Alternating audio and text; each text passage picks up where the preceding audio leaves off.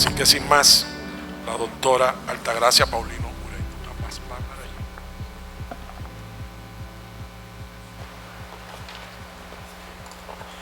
Bueno, muchísimas gracias.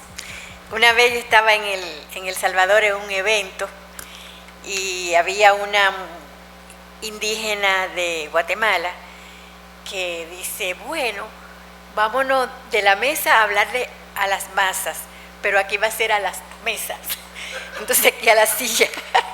Eso decía ella. Realmente para romper un poco lo rígido de la cosa, pero agradezco muchísimo a la Fundación Juan Bosch por haberme invitado a este panel. La verdad que el panel que nos antecedió fue muy rico en la historia de la Constitución del 63, 1963.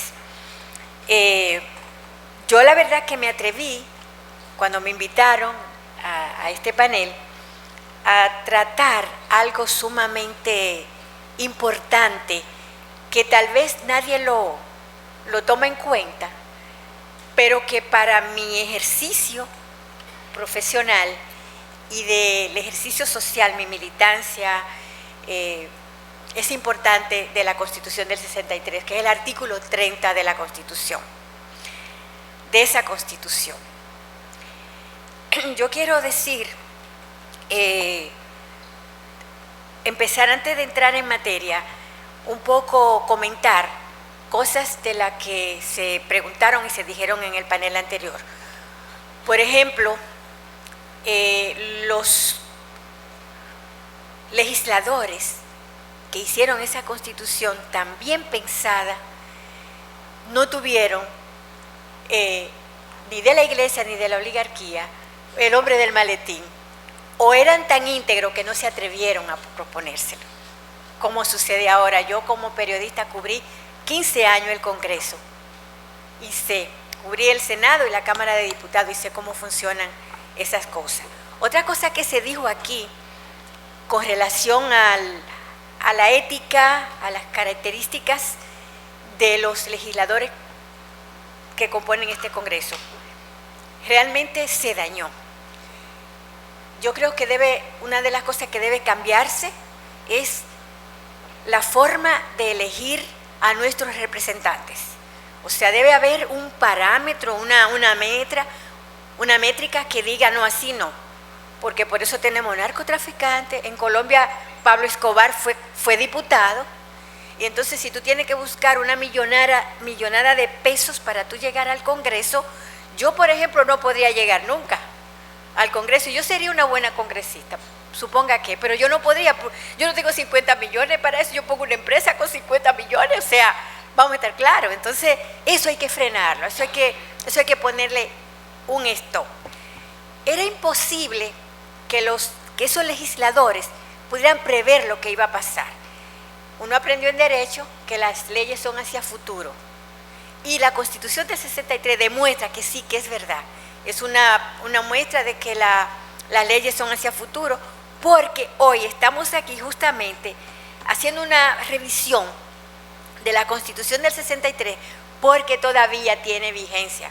O sea, aquí en el panel anterior, 31 años, 30 años, o sea, todo lo que pasó para que derechos constitucionales consagrados en ella pudieran entrar en vigor. La Constitución del 63 surgió como un gran desafío después de una dictadura de 31 años, ofreciendo una propuesta inclusiva y justa para todos los dominicanos.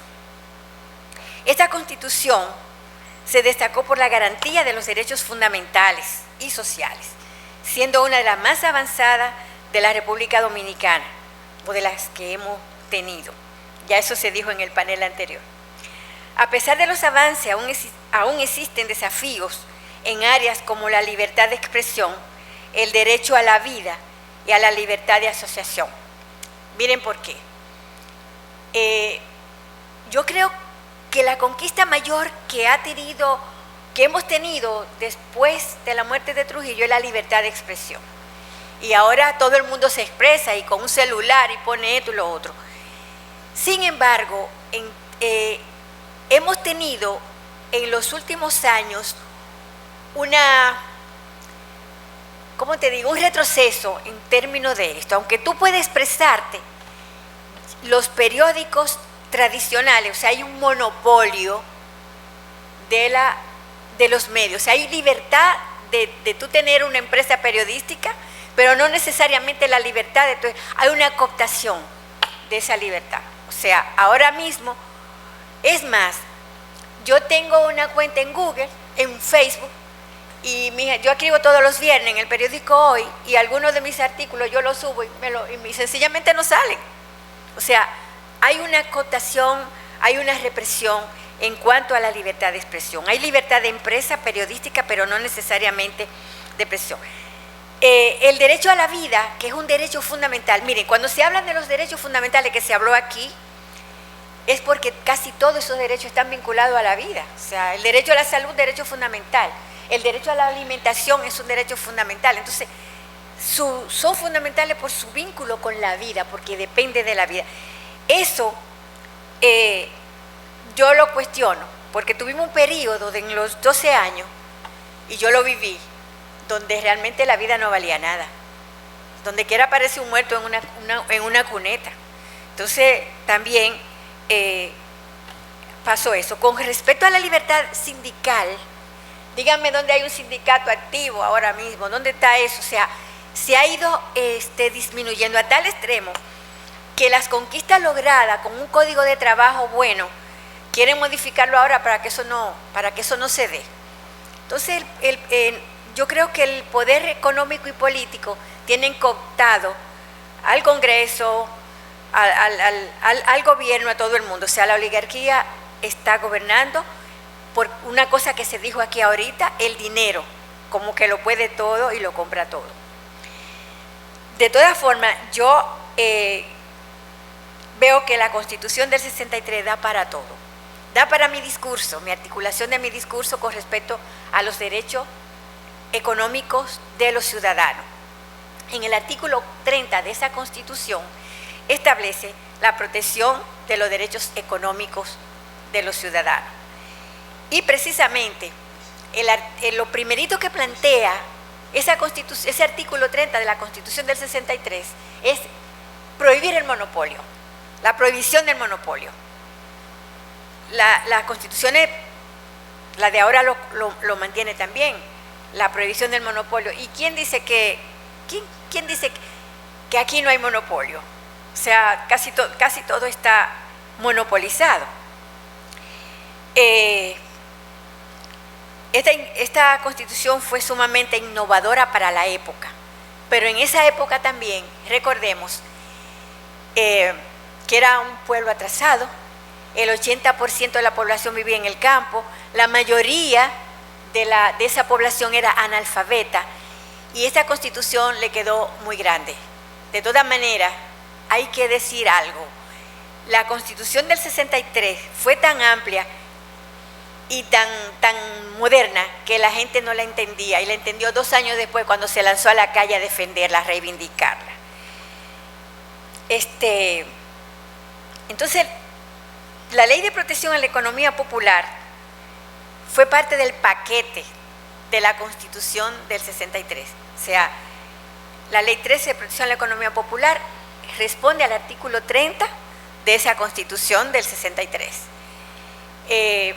Recuerden que Don Juan fue recibido por el presidente Kennedy en los Estados Unidos. En Estados Unidos se luchaba por los derechos civiles en esa época. Dentro de los derechos civiles estaban los derechos del consumidor. Y precisamente la Ley 13 de Protección a la Economía Popular, que es la protección del consumidor en la República Dominicana, fue inspirada por esa visita.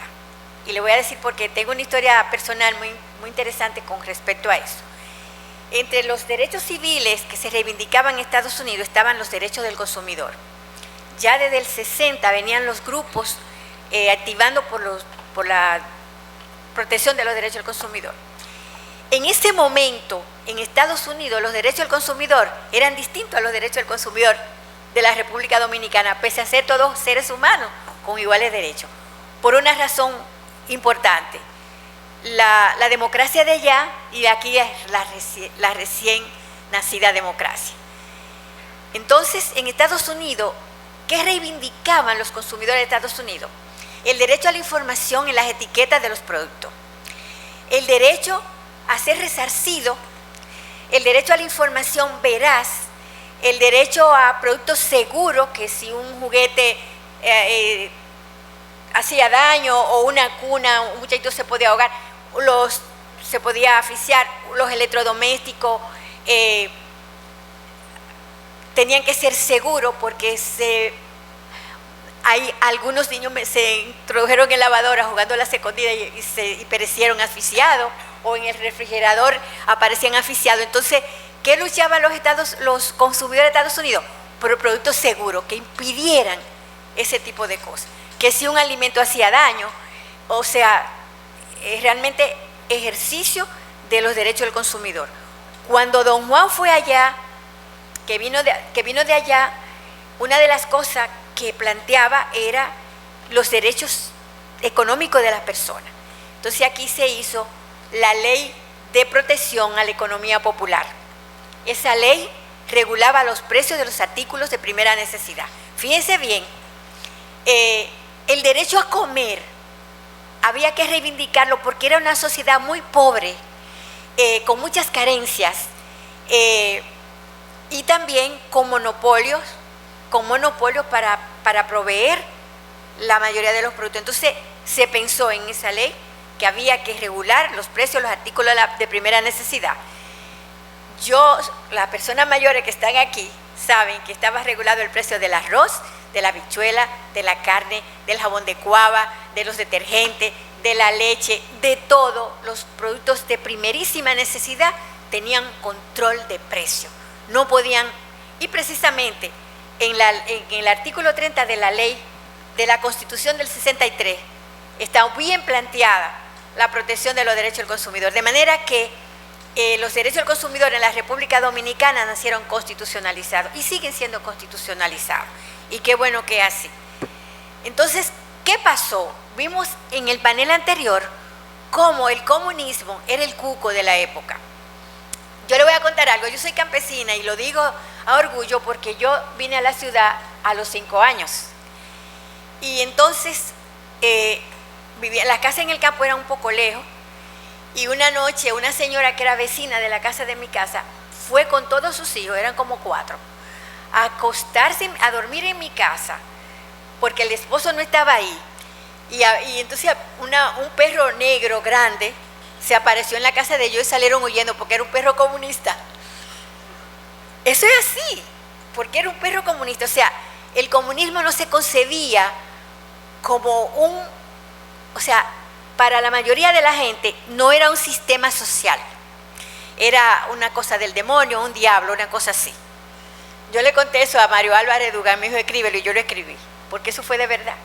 Entonces, imagínense usted, si una persona vinculaba el comunismo con un perro, con un espíritu malo así, que vinieran con una ley de protección al consumidor democrática como en Estados Unidos, iban a decir que don Juan era comunista. Entonces aquí, inteligentemente, el legislador planteó Ley 13 de protección a la economía popular y reguló y controló los precios de los artículos de primera necesidad, que esta ley quedó vigente durante mucho tiempo. Recuérdense que el país éramos 3 millones de habitantes en el 63, o sea, 3 millones de habitantes éramos, pero ya no. Entonces, las fuerzas del mercado y eso dejó que la ley fuera obsoleta. El presidente Kennedy declaró, consumidores somos todos. Y precisamente en febrero del 90, yo me reuní con don Juan y le dije, don Juan, hay que aprobar una ley de protección al consumidor. Y tuvimos una amplia conversación diciéndole que la ley 13 había quedado obsoleta y que debía ser modernizada de acuerdo a los nuevos tiempos, esto que el otro, y dijo, sí. Entonces terminamos la conversación con la frase de Kennedy, consumidores somos todos.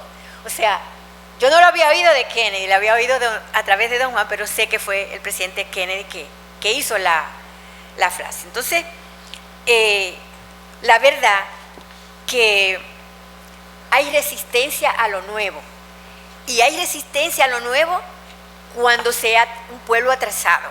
Y nosotros teníamos una oligarquía atrasada y un pueblo atrasado.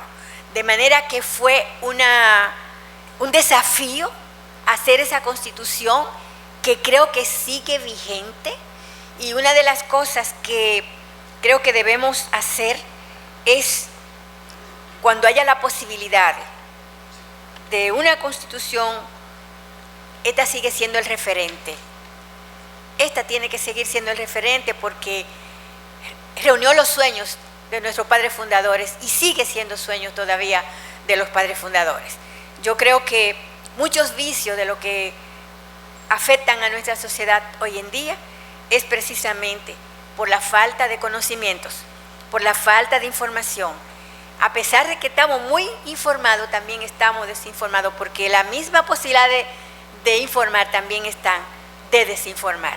De manera que yo me alegro mucho de estar aquí. Creo que en términos de protección al consumidor hay que hacer un planteamiento respecto a lo que es el consumidor del siglo XXI, que es un consumidor distinto al consumidor del 63 y al consumidor inclusive del 2009, cuando yo ocupé el puesto de directora de Proconsumidor, que sí traté de hacer una cosa que está en la Constitución del 63 y en la de ahora también, que la ley sea igual para todos. Yo traté de hacer eso porque cuando los funcionarios van a los puestos, normalmente llevan una agenda particular, no la agenda del pueblo dominicano, no la agenda del país. Y una cosa que yo aprendí con don Juan fue eso. Nosotros tenemos que hacer la agenda del país. O sea, si usted va a un puesto público, usted va a ser servidor público para todo el mundo. No importa la bandera que tenga, sino para cada dominicano. Cuando todos pensemos así, tendremos una sociedad distinta.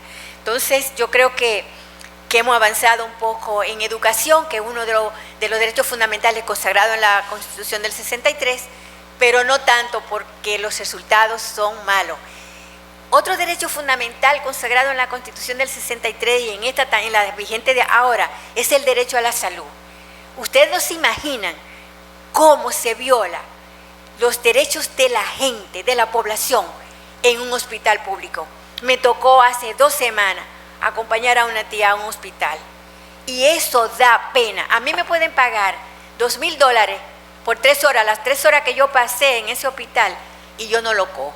Entonces yo creo que esos son conquistas expresadas en la Constitución del 63, en las de ahora, y son cosas que no, porque aquí hay un afán de privatización, donde se quiere que la gente se jarte y diga, sí, me voy a la clínica o me voy a esto. O sea, igual que lo que pasa con los recursos naturales. Y yo no puedo pararme de aquí sin hablar de un tema que yo estoy tratando ahora, que es el tema del agua. Quieren privatizar el agua. Aprobaron una ley el 9 de junio del 20, una ley de agua que plantea un capítulo completo de la concesión. Cuando le entramos a la concesión del agua, porque es privatización, hicieron le cambiaron el término por derecho real administrativo del agua. Derecho real administrativo. ¿Tú sabes lo que quiere decir derecho real administrativo? En esa ley, entregar por 40 años las presas, las cuencas de los ríos y nuestras aguas.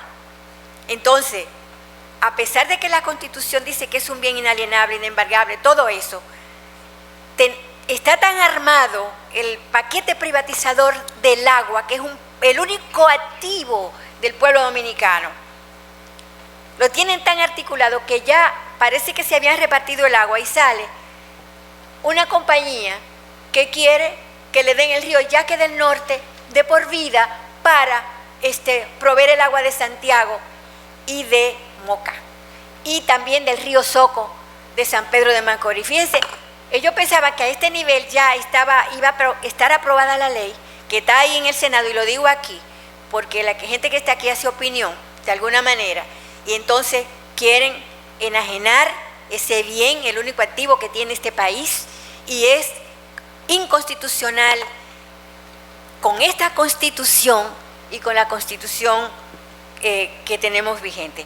De manera pues que yo lo que quiero plantear es que hay que hacer una revisión de las leyes,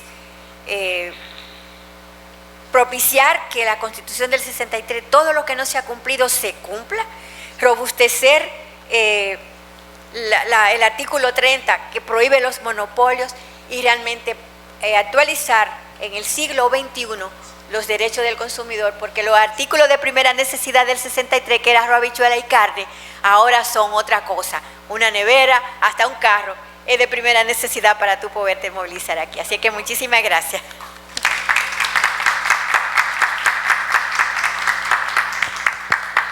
Muchísimas gracias a la doctora Altagracia Paulino Ureña por esta excelente intervención.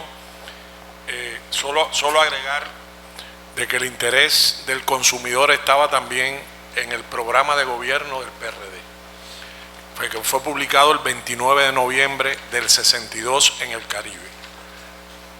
Se habla poco de ese programa de gobierno, pero esa fue la propuesta que hizo el PRD para poder triunfar en las elecciones. Ahí están los derechos del consumidor, ahí está la defensa de la alimentación balanceada, justa, nutritiva, etcétera.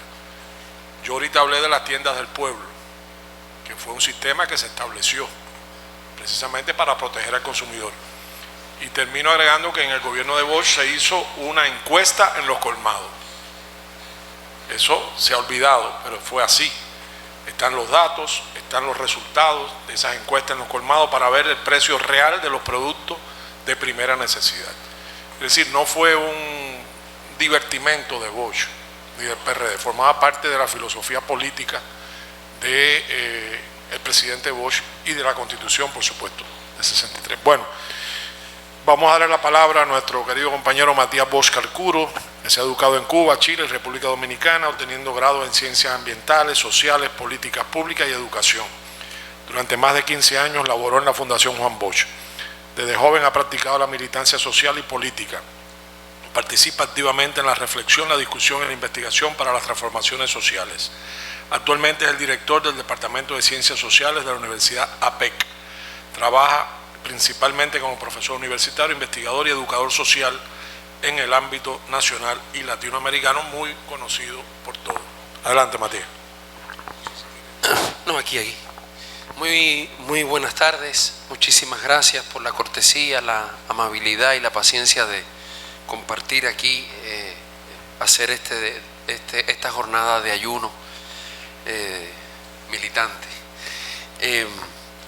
Bueno, primero muy honrado, muy agradecido por la invitación y desde ya, antes de que se me olvide,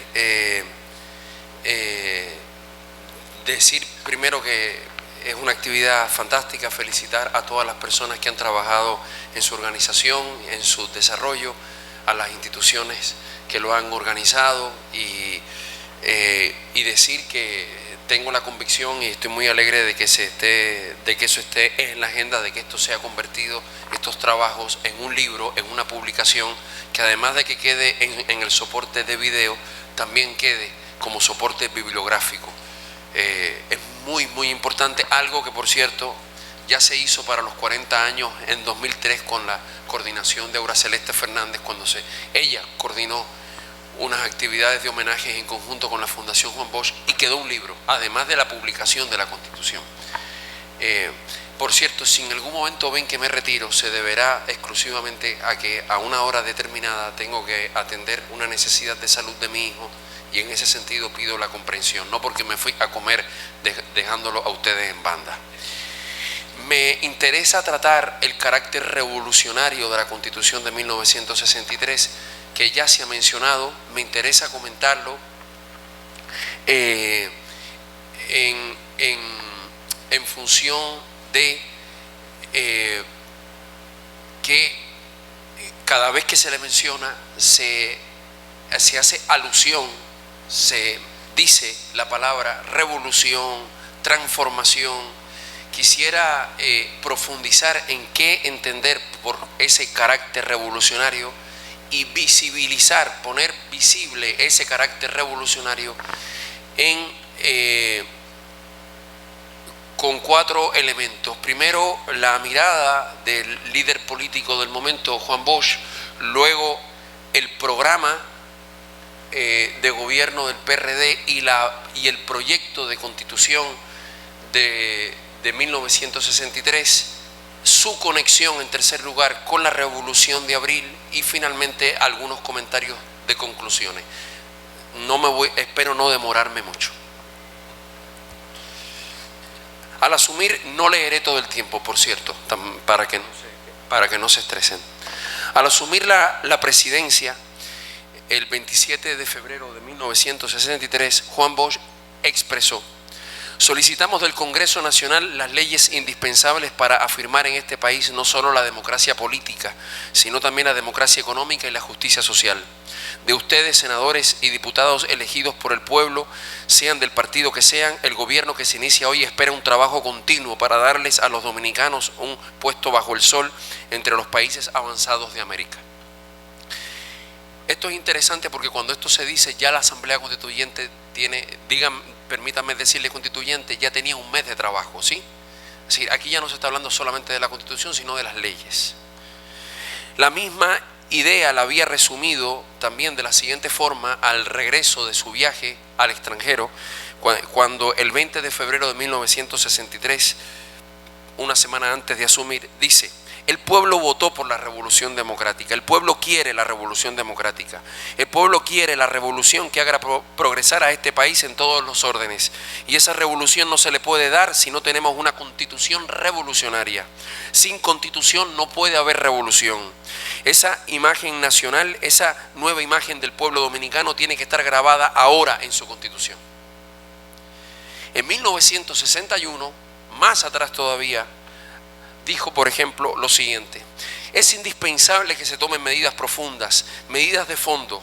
Con la actual constitución, es decir, la que regía hasta la del 63, no se puede avanzar. Es imposible con una carta magna en la cual hay un artículo que declara intocables las fortunas de las personas que hayan ejercido el poder ejecutivo o que lo estén ejerciendo, y de sus viudas y herederos, pueda hablarse de democratización.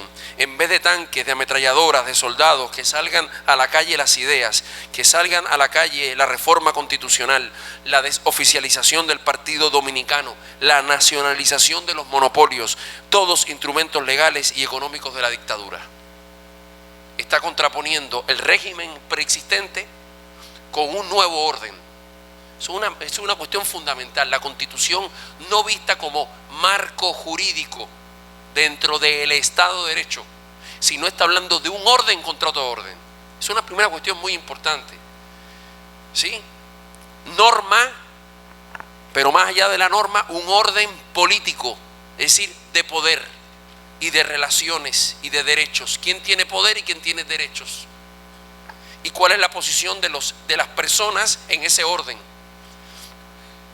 La asamblea que tuvo bajo su responsabilidad dar a luz esta nueva carta fundamental fue muy singular. El propio Bosch relata que en ella se congregaron obreros, estudiantes, mujeres amas de casa y hombres con apellido del pueblo.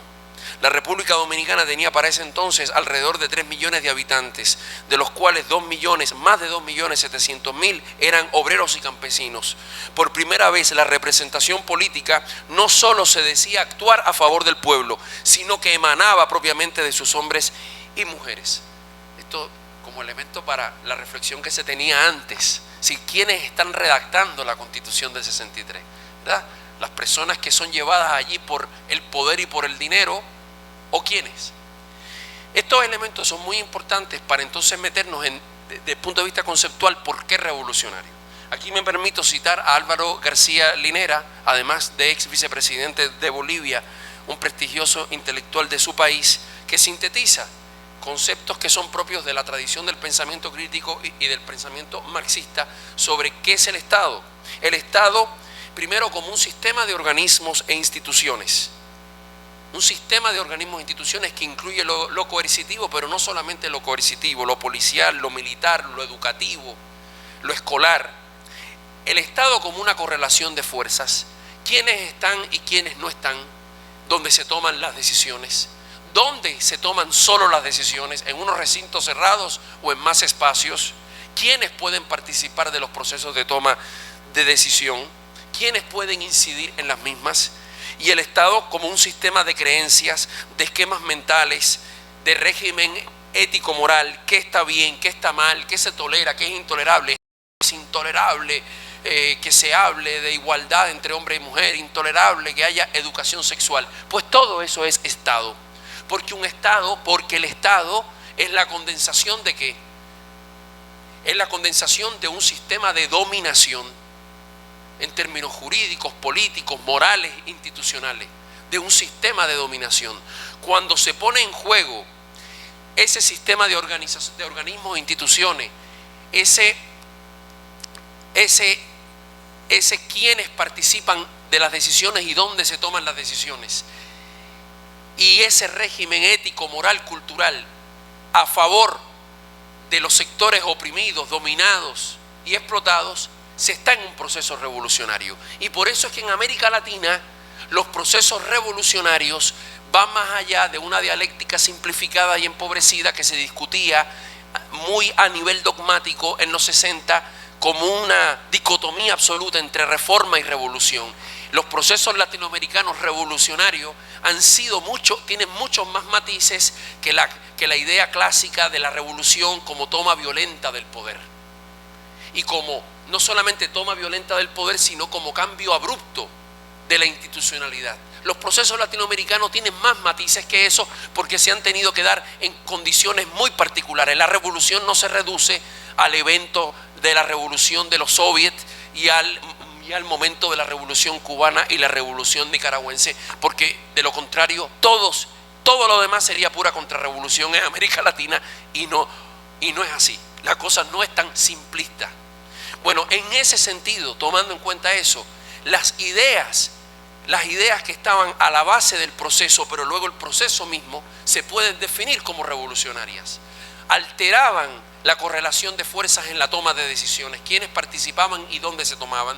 Pretendía alterar las ideas, los valores, lo correcto y lo incorrecto sobre cómo debía funcionar la sociedad. Pero además los propios organismos e instituciones y quiénes eran los sectores beneficiarios o no de esas decisiones. En la misma medida podríamos cuestionarnos hoy si lo que estamos es en un proceso de transformación hacia adelante o un proceso regresivo. No hoy, me refiero a hoy, me refiero a las últimas décadas. En cuanto al programa de gobierno y su relación con la Constitución. El programa de gobierno del PRD, publicado el 29 de noviembre de 1962 en el Caribe, en el acápite de lo social, planteó como primero lo siguiente. Número 1, proclamación constitucional de los derechos de los trabajadores y los campesinos a ser protegidos por la República en los siguientes fines. Estoy citando, A, obtener trabajo o tierras o créditos para trabajar. B, recibir salarios suficientes para mantener a su familia y ahorrar, el Pollo Index. C, disfrutar de seguros de vejez, invalidez o enfermedad para toda la vida, las FP y las RS. Intervenir en la formulación de leyes sindicales y agrarias a través de las organizaciones de clase. Es decir, que a través de las organizaciones de clase los sectores participaran en la formación de leyes.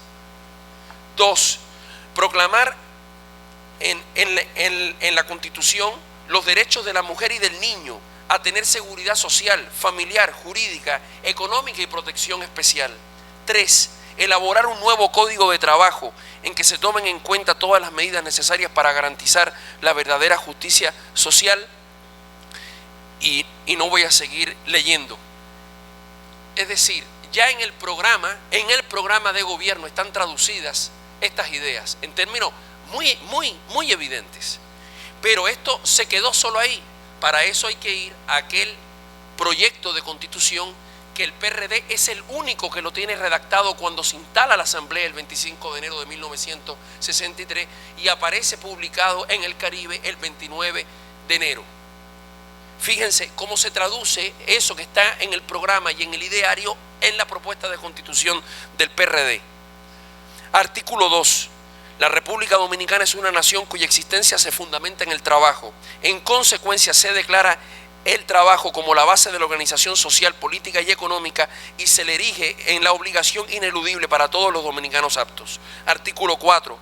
Se reconoce como misión fundamental del Estado propender a la eliminación de todos los obstáculos de orden económico y social que limiten en hecho, fíjense, no en la norma, en los hechos, la igualdad y la libertad de los ciudadanos, la igualdad y la libertad, y se oponen al desarrollo de la personalidad humana y a la, escuchen, efectiva participación de todos los trabajadores en la organización política, económica y social. La efectiva participación de los trabajadores, eso tiene un sello de clase. Además de esto, se planteaba el derecho de los sindicatos a la formulación de leyes. En el proyecto estoy hablando, artículo 14, el derecho de los trabajadores a participar de los beneficios de la empresa, artículo 15, a ser partícipes de los beneficios de las mismas, artículo 16, al goce de la propiedad y que la misma deba servir al progreso y bienestar del conglomerado, artículo 24, la expropiación y uso del suelo, subsuelo, riquezas naturales y medios de producción para su explotación colectiva. Muchos, eso no es revolucionario. Eso es. La prohibición del latifundio, el fraccionamiento obligatorio y la imposibilidad de que personas jurídicas compraran la tierra, es decir, de que empresas fueran dueñas de la tierra, artículos 26 y 27. La prohibición de que los extranjeros adquiriesen tierras, riquezas minerales y aguas, artículo 28. Finalmente, aquel documento fue sometido a la Asamblea Revisora, de la cual emanó el articulado definitivo. Importantes artículos subsistieron, otros no, y para eso hay que conocer las actas de la Asamblea, porque ahí se dio toda una polémica. Paradigmático es el caso del derecho a la educación, donde hubo toda una polémica como si fuera hoy. ¿Cómo que el Estado va a ser garante de la educación? Eso va a significar que la familia va a perder la patria potestad sobre la educación. Ese fue, por ejemplo, paradigmático. Y otros elementos que ya les mencionaré, como la participación. Ese concepto de participación tan importante quedó reducido a 2 menciones, pero se le quitó el peso que tenía, sí, la participación de la clase trabajadora en la toma de decisiones. Como ya mencionaba Diomedes, pero aquí lo cito, el propio Bosch refirió que la Constitución de 1963 era tímida y conservadora, comillas, nada del otro mundo, comparada con la cubana de 1940, o sea, tal como quedó. Ese no era el proyecto del PRD. Para que tengamos claro, que no hay que hablar solo de la Constitución, sino del proyecto y del debate en la Asamblea. Bosch califica de ambigua forma nueva Constitución. Tituló El Caribe el 25 de abril de 1963, aunque con satisfacción también destacó que esa era la Constitución antivirginista, comillas, la que hacía imposible el dominio de unos pocos sobre todos los demás, la prisión arbitraria, la deportación, la tortura, los despojos de bienes, lo que evitaría de nuevo el gigantesco latifundio familiar de los días de la tiranía y la esclavitud del obrero. Es decir, de nuevo, un orden donde dominan unos pocos y donde los trabajadores y trabajadoras son esclavos, a un orden no solo que tiene que ver con Trujillo, sino con que no vuelva a pasar algo parecido, aunque sea sin Trujillo. Y que esa Constitución finalmente no tenía la radicalidad del proyecto original. Y eso, de nuevo, abonando la idea del carácter revolucionario de la misma. ¿Cuánto me queda ya? Ya. Ok, voy a ir cerrando. De acuerdo con Eliade Acosta, en su libro de la guerra mediática al golpe de Estado, comillas, este marcaría la publicación del proyecto el 29 de enero, el momento exacto en que la oligarquía dominicana, sus voceros y patrocinadores extranjeros dejarían definitivamente toda esperanza de mediatizar o manipular a los nuevos gobernantes. Pocas veces como esta pudo tomarse el registro exacto, milimétricamente observable del momento en que echó a andar la maquinaria infernal de las fuerzas golpistas. El 10 de febrero, y él menciona varios artículos que salieron, por ejemplo de Monseñor, correcto. El 10 de febrero de 1963, la Asociación Dominicana de Hacendados y Agricultores emitía a 2 páginas en El Caribe una proclama que expresaba su general consternación ante las propuestas señaladas. Ponía la alarma en que los referidos artículos del proyecto del PRD eran una, y aquí voy a hacer citas, prelación exorbitante del factor trabajo, que la participación de los dominicanos era una redacción preferible a la participación de los trabajadores, oscuridad e interpretación limitada al sindicalismo obrero, desvirtuar la colaboración y que signifique que se le dé derecho a los trabajadores para intervenir en la dirección de las empresas, surgimiento de un dictador económico, dar al traste con todo el régimen de propiedad y el sistema monetario y crediticio, colectivización, trabajo forzado, conspirar contra la asociación libre, nacionalismo económico. Esos eran todos los estigmas que se le cargaron al proyecto de constitución del PRD. Bueno, y ahí viene pues todo lo que se pudo, se fue manifestando con el tiempo, como ya se ha dicho. Por ejemplo, cuando el 29 de julio de 1963 se habló de que la ley de expropiaciones, que se ha dicho, por ejemplo, que se limitó la expropiación, no, lo que pasa es que se le quitó la expropiación a los tribunales, que estaban dominados fundamentalmente por trujillistas, para que la expropiación fueran decisiones en la Asamblea, en el Congreso. Entonces la nueva ley de expropiaciones fue criticada por la Asociación Nacional de Terratenientes como incitar a las masas al vandalismo.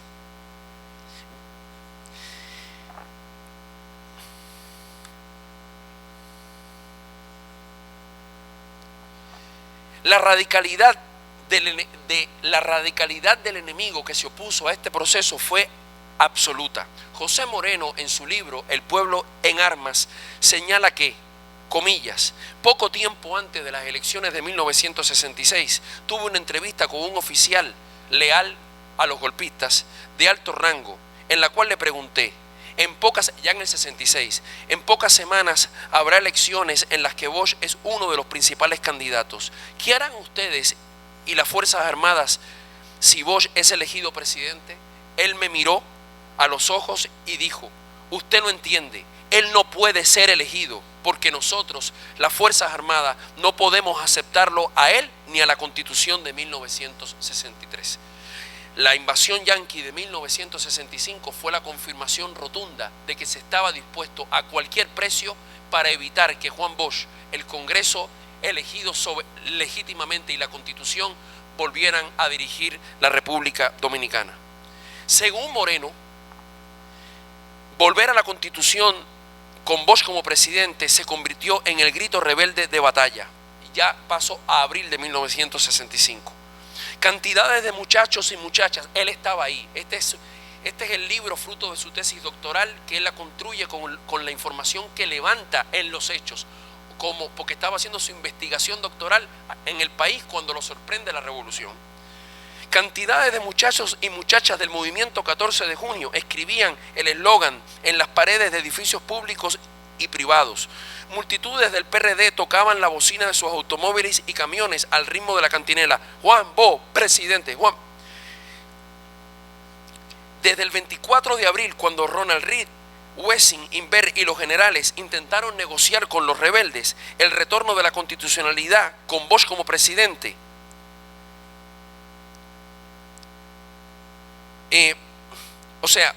se aclaró por parte de Hernando Ramírez que aquello no estaba para negociarse, que los rebeldes no consideraban negociable el tema de la constitucionalidad con Bosch como presidente. Wessing y los leales, que hacía 18 meses habían derrocado a Bosch, no podían aceptar su retorno. En ese momento se bloquearon las negociaciones y estalló la guerra civil.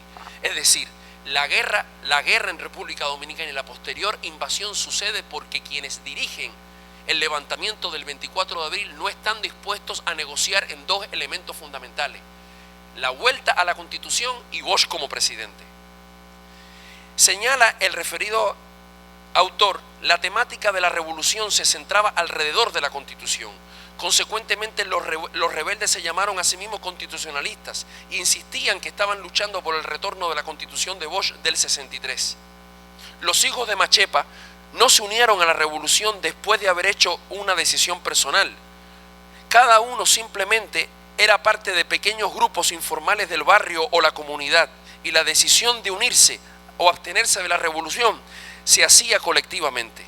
para ir terminando, el autor Moreno levantó en ese momento 4 elementos que él vio, que eran los elementos claves del cuerpo ideológico de quienes estaban participando en la revolución, con una impresionante similitud y continuidad con el presente.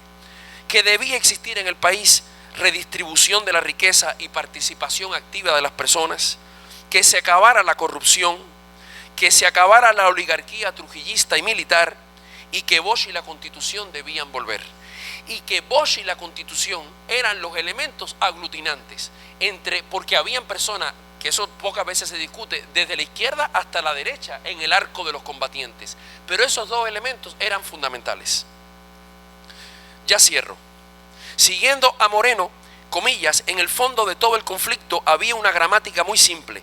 Los rebeldes y sus partidarios creían que el documento por el cual estaban luchando ofrecía garantías a un empleo, a un nivel mínimo de bienestar, a una educación.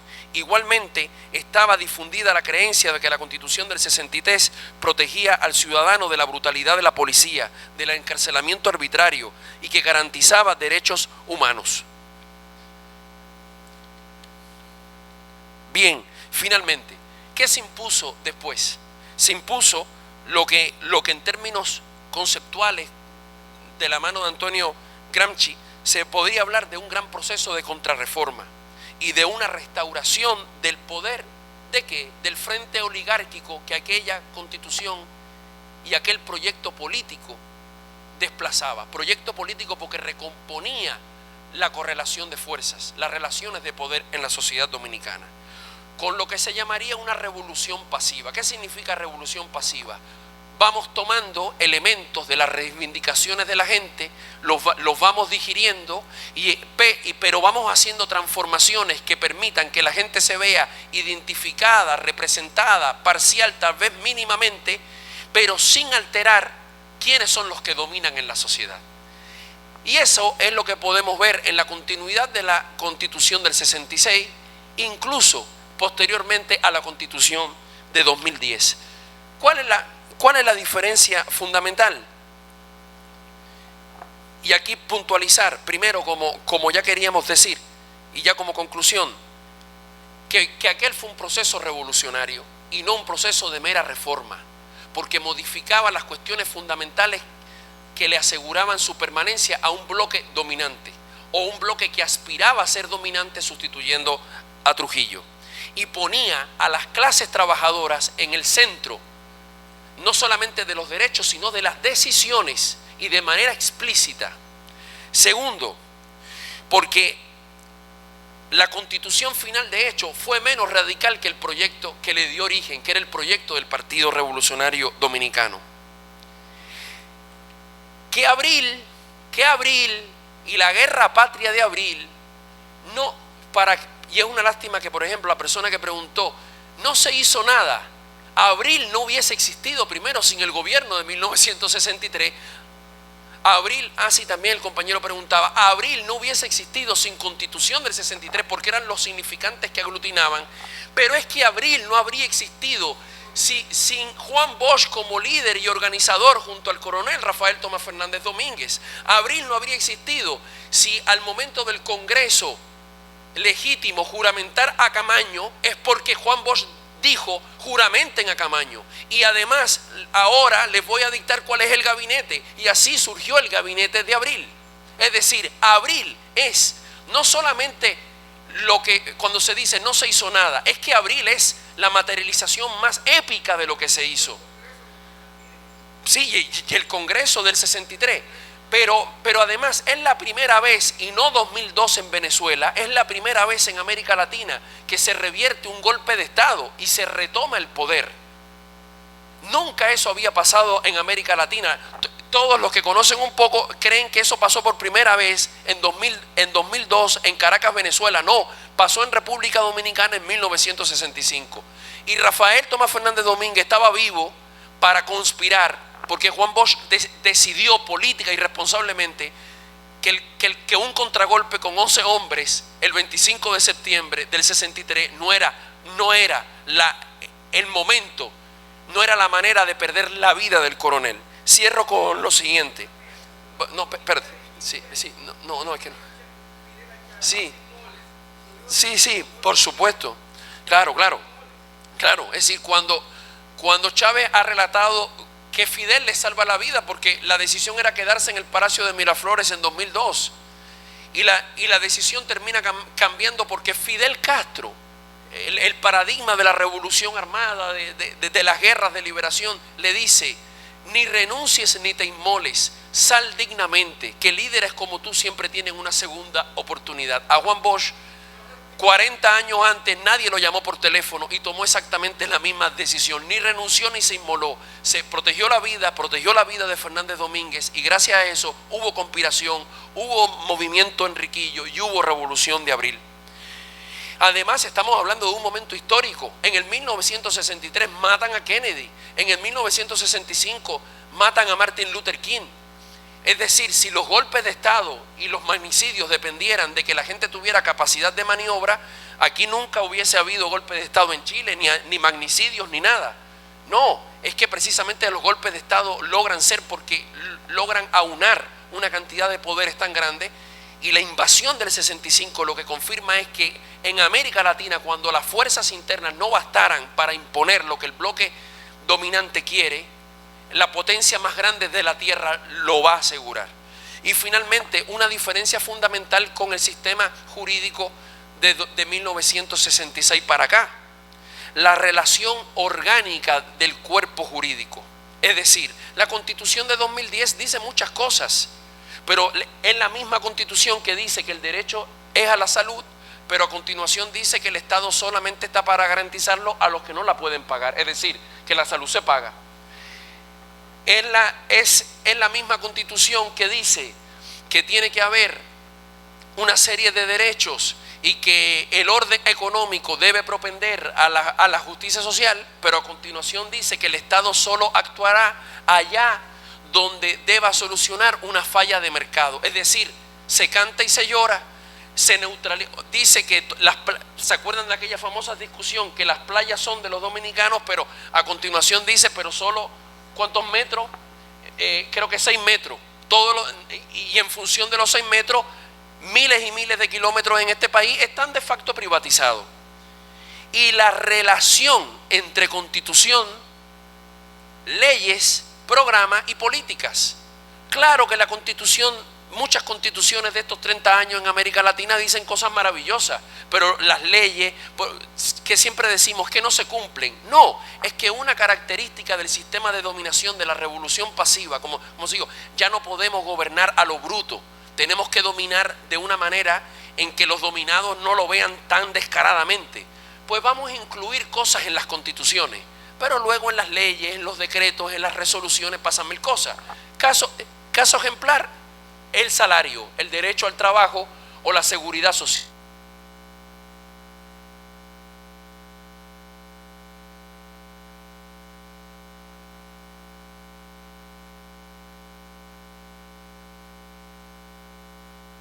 Las cosas se resuelven siempre a favor del sector que tiene el poder.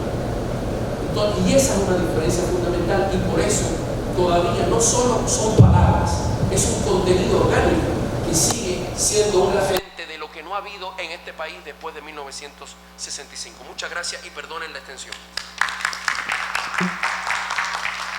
Bueno, ha sido una magnífica intervención de Matías Bosch, que nos puntualiza muy bien qué entender por revolución y por qué es aplicable el concepto al gobierno de Bosch y a la propia Constitución del 63.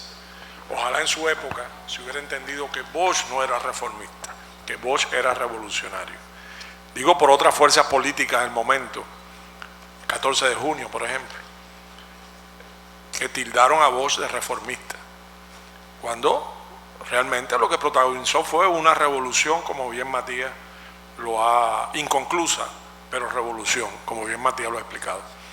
Bueno, vamos a dar la palabra al último de nuestros panelistas de hoy, Elvin Calcaño Ortiz, politólogo, máster en teoría política por la Universidad Complutense de Madrid, licenciado en Ciencias Políticas por la Universidad Interamericana de Puerto Rico, realizó estudios en el Instituto Tecnológico Superior de Monterrey, México. Fue coordinador del programa académico de la Escuela Diplomática del Gobierno de Puerto Rico y director de Relaciones Internacionales de la Universidad Nacional de Educación de Ecuador. Ha sido también investigador, docente y ha impartido cursos especializados en universidades de Ecuador, Puerto Rico, México y República Dominicana. Adelante, Elvin. Muchas gracias, Eliades. Gracias, Altagracia, Matías, a mis compañeras y compañeros panelistas, al público presente que han resistido hasta ahora, a esta hora que ya uno le da hambre, que ya uno se empieza a cansar de estar sentado. Pero como dijo Fidel Castro, ¿no?, que lo han mencionado ya, me uno a las menciones a Fidel, en aquel pasaje famoso cuando llegan en el yate Granma, ¿no?, que le dicen que quedaban muy pocos, ¿no?, y él dice: con esto se gana la revolución. Estamos los que tenemos que estar aquí también, ¿no?, con lo que hay aquí. Siempre eso es importante tenerlo en cuenta. ¿Sí se oye? ¿Sí? Perfecto. Bueno, tomando en consideración el tema del tiempo, yo voy a hacer una serie de reflexiones desde el punto de vista de un poco lo que yo trabajo en un plano más académico, que es la teoría del Estado, con algunos escritos y demás que estuve recogiendo, leyéndome la Constitución, leyendo los 2 libros de Eliades que tuve acceso cuando llegué al país y a colaborar con la Fundación hace poco, y a partir de ahí hacer un poco de reflexiones en la perspectiva de lo que le da título a este panel, que es cómo retomar un legado de transformación que representa la Constitución de 1963. Y voy a tocar 3 elementos para no extenderme mucho. El primero, la Constitución, y lo menciono y hago la reflexión, y así para no ir así como yendo de atrás hacia adelante. Lo primero que yo creo que deberíamos tomar en consideración cuando hablamos de la Constitución del 63 como un referente para retomar un legado de transformación en la República Dominicana es el hecho de qué es una constitución desde la perspectiva del poder. Una constitución desde la perspectiva del poder no es otra cosa que la cristalización de una correlación de fuerza, que era un elemento que Matías estaba mencionando hace un rato, ¿no? En una constitución cristaliza un momento de la correlación de fuerzas dentro de una sociedad donde se constitucionalizan ideologías fundamentalmente.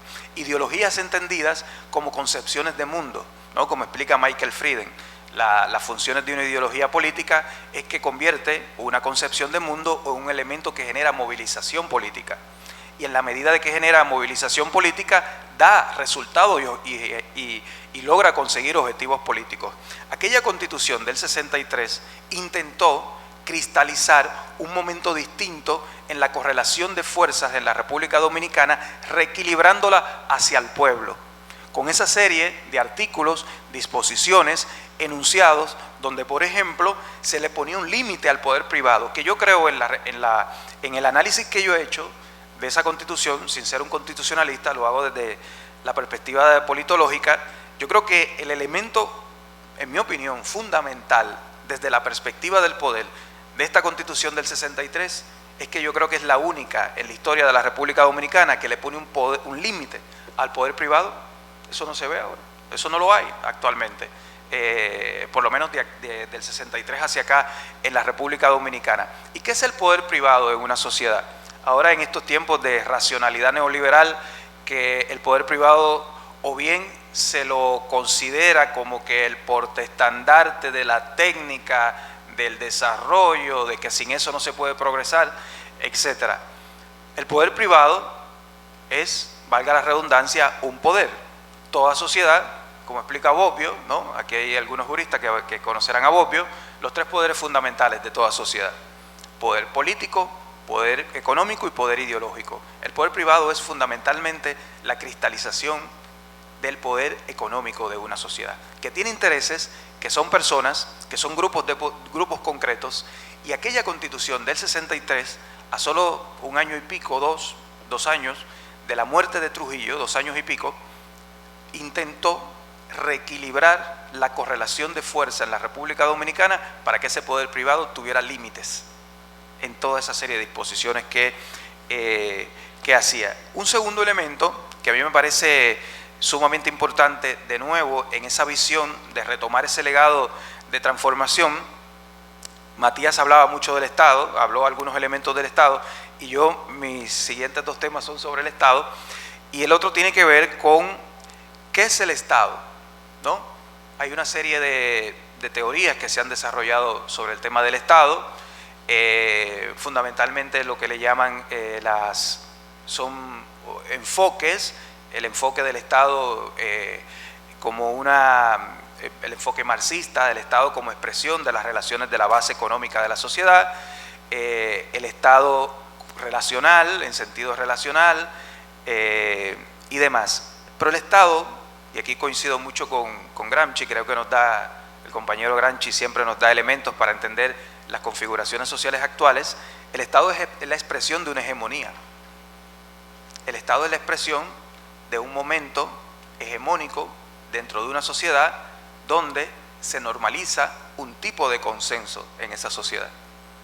Y la Constitución del 63 quiso configurar, digo quiso porque duró solo 5 meses, y el gobierno de Bosch 7, quiso configurar un Estado que representara un momento hegemónico distinto en la República Dominicana, orientado hacia los derechos sustanciales de los trabajadores y los sectores populares. La Constitución del 63 quiso configurar un Estado de democracia sustancial en la República Dominicana, que creo que es otro elemento sumamente importante a destacar en el hecho de que era una Constitución, por eso hablaba mucho de los hechos, ¿no?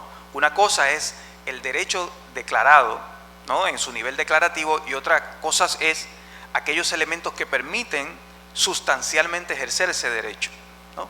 En esa distinción, que creo que es muy importante también, entre la libertad positiva y la libertad negativa.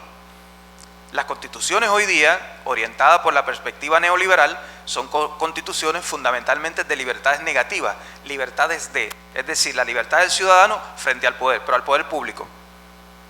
Y son constituciones que han ido sistemáticamente, como demuestran los estudios comparados, limitando la capacidad de los estados para configurar e incidir sobre la sociedad. ¿Para qué? Para fortalecer los sectores privados. Y el estado delegativo, de estados que cada vez le delegan a los sectores privados más responsabilidades sociales, a sectores privados orientados por una lógica de utilidad y de negocio. Esa Constitución del 63 nos da un horizonte a nosotros, las y los dominicanos, de cómo configurar un Estado orientado hacia la mayoría de la sociedad y que sea la expresión de una hegemonía, que a su vez esa hegemonía cristalice, ¿verdad? O sea la expresión también de intereses mayoritarios y no intereses de grupos particulares. De un Estado fuerte que tenga la capacidad de coordinar las distintas estructuras de la sociedad desde una visión de intereses generales, no de intereses privados, como se ha hecho aquí últimamente en el país, donde lo que fundamentalmente ha ocurrido es la constitucionalización de un montón de intereses del CONEP, que se han constitucionalizado los intereses de ese tipo de grupos, que en principio a mí no me parece mal, son sus intereses. El problema es cuando una constitución, cuando un Estado está tan orientado, está tan desequilibrado a favor de los intereses de un grupo particular de la sociedad, que ese yo creo que es el problema fundamental que tenemos que discutir hoy día. Y creo que en la Constitución del 63 hay un elemento ahí muy importante. Por otro lado, el bloque histórico, que es una noción de Gramsci que también yo creo que nos ayuda a entender muchas cosas hoy día. Cuando hablamos de bloques históricos estamos hablando de dos elementos que no se tienen en la discusión hoy día en los medios de comunicación, que es la participación de la sociedad civil en el Estado, la presencia de la sociedad civil y en el Estado, y cómo sociedad civil y sociedad política se articulan para mantener un consenso que al final es un tipo de dominación dentro de una sociedad. El bloque histórico quiso romper la Constitución del 63, lamentablemente es el bloque histórico que luego se reconstituye y todavía hoy día con nuevas, digamos, con elementos particulares de la época, pero que todavía está operando dentro de la República Dominicana.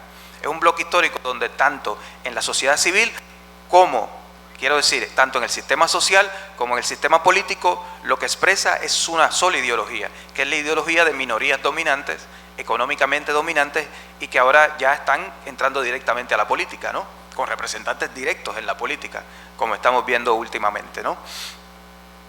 Por otro lado,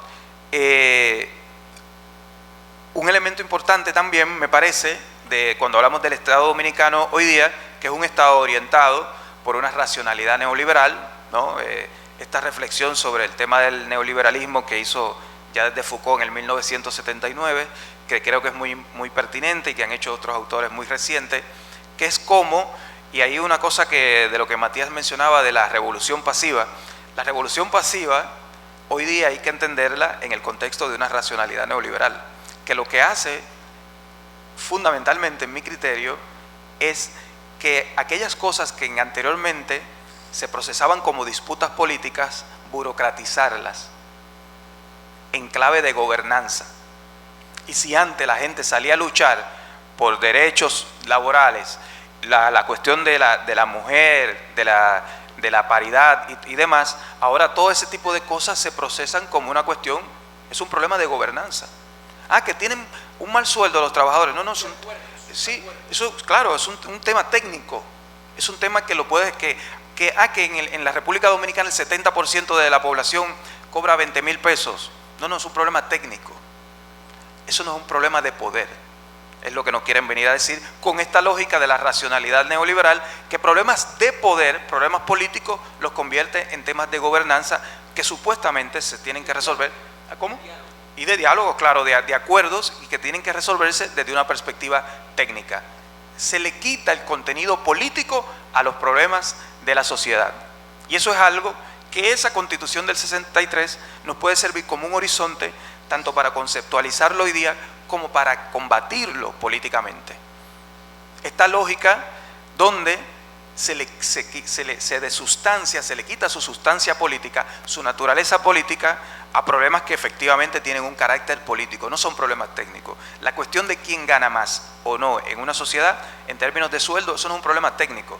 Por más que los economistas, como decía Galbraith, ¿no?, los economistas inútiles digan que es una cuestión técnica, es una cuestión de poder, porque tiene que ver con cómo se redistribuye la riqueza socialmente creada dentro de una sociedad, y tiene que ver de cómo se redistribuyen valores a partir de los cuales se definen consensos en una sociedad y se prioriza una cosa o no se prioriza eso.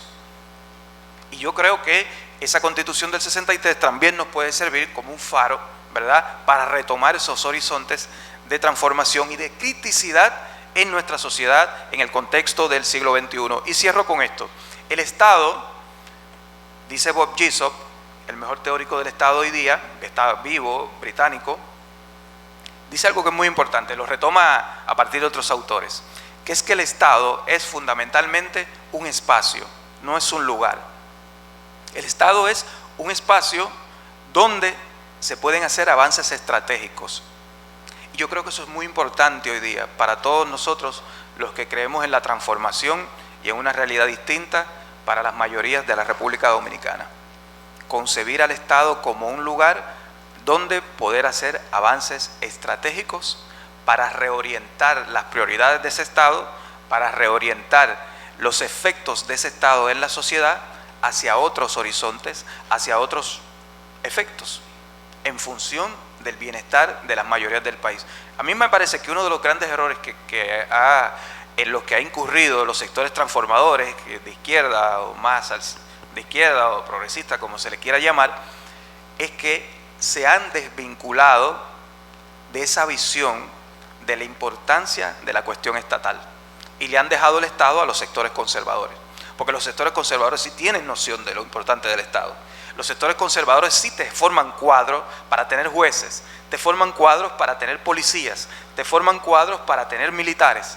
Ellos tienen noción de lo que es el Estado. El Estado tiene un carácter coercitivo y tiene un carácter ideológico también, y te intervienen en los dos ámbitos del Estado. Los sectores transformadores de izquierda cometieron el error, sobre todo luego de la caída del referente del llamado socialismo real, de la Unión Soviética en el 89, 91, cometieron el error de desvincularse de esa, digamos, de esa visión, quiero decir, de ese horizonte político tan importante de concebir al Estado como un lugar donde hacer avances estratégicos. Y yo creo que esa Constitución del 63 puede servir como un horizonte en ese sentido, en términos de lo importante que es configurar un Estado orientado hacia las mayorías sociales. Porque los Estados nunca son neutrales. El Estado es un hecho político dentro de una sociedad. Y que sea un hecho político quiere decir que tiene orientaciones, prioriza una cosa o no. genera un tipo de efecto, no. El Estado está más abierto a un tipo de proyecto que a otro. ¿A qué tipo de proyecto, que podríamos preguntarnos hoy, con esto termino, el Estado dominicano que tenemos actualmente, con sus virtudes y defectos, porque no todo está mal, evidentemente, a qué tipo de proyecto político ideológico está más abierto el Estado dominicano hoy día? Y un ejercicio yo creo que bastante simple, uno se da cuenta que está mucho más orientado a proyectos con una perspectiva neoliberal que a proyectos con una perspectiva transformadora desde otra orientación ideológica. ¿Cómo se puede cambiar eso hoy día? En tiempos donde ya no estamos en tiempos de la revolución, que eso también es una certeza que tenemos que tener en cuenta también. No estamos en el tiempo de la revolución, estamos en la sociedad de los simpatizantes, no de los militantes. Estamos en la sociedad de las redes sociales que fragmenta todo, que todo lo diluye, que todo lo convierte en una cuestión de motivaciones emocionales. Pero frente a esa realidad, frente a esa facticidad, una palabra que Matías y yo hemos conversado, frente a eso hay que hacer avances estratégicos, ¿verdad? Frente a eso hay que construir, hay que luchar. Y yo creo que la Constitución del 1963, que tuvimos las y los dominicanos durante 5 meses, lamentablemente, es un horizonte de transformación que para luchar democráticamente, de manera transformadora, hoy podemos retomar y nos puede servir como un grandísimo legado democrático y de dignidad para las y los dominicanos. Gracias.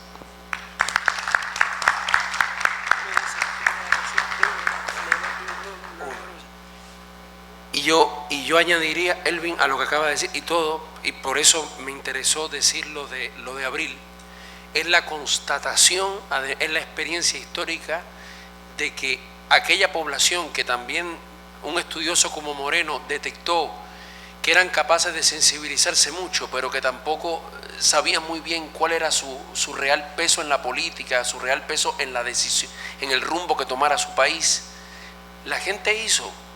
O sea, la gente produjo un momento épico. El 65 todo ese proceso es la contradicción absoluta con ¿verdad?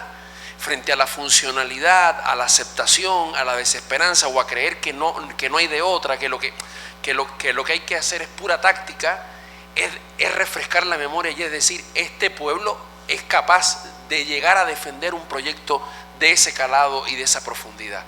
Alimenta la confianza y la certeza de que este pueblo es capaz de epopeyas. Muchas gracias. Y que todos los pueblos tienen reservas morales, que muchas veces no se ven en la superficie, pero van por el subsuelo. Y que en un momento determinado, cuando hay una crisis, salen a flote, salen cuadros, salen dirigentes, salen principios, salen valores. Así que no perdamos la esperanza ni la fe, ni aquí ni en ningún otro lugar. Esos son procesos lentos, hay una situación nueva, ahora viene la inteligencia artificial a complicarlo más todo, pero los retos traen oportunidades, así que no hay motivo al desaliento. Bueno, queridas amigas y amigos, yo voy a ser piadoso y no voy a dar paso a preguntas, porque miren la hora que es, llevamos aquí horas en este frío congelado. Para salir al infierno del calor.